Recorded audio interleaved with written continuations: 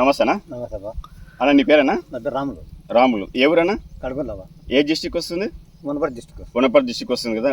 వరి పొలం ఎన్ని ఎకరాలు నాటారు? 3.5 నాటిన. 3.5 నాటారు కదా అన్న. జింకు వాడేవి కదా, ఎలా పని చేసింది? జింకు వాడినాక సేమ్ మంచిగా వచ్చేసింది. మనకు మంచిగా వీటికి వచ్చింది, నలుపు వచ్చింది, ఎరుపు ఇంతవరకు నలుపు వచ్చేసింది. ఇంతకుముందు జింకు వాడడానికి ముందు జింకు వాడిన తర్వాత చేను తేడా కనబడుతుంది కదా నీకు? మంచిగా తేడా వస్తుంది. అంత జింకు వాడక ముందు బాగాలేకుండా జింకు వాడినా కానీ మంచిగా వచ్చేసింది. ఓడుకోవచ్చు. పొలం అయితే మంచిగా అయింది. మెరుగున ఉడికి పొలం కూడా మంచిగా పని చేసింది జింకు. నడిపేయచ్చు.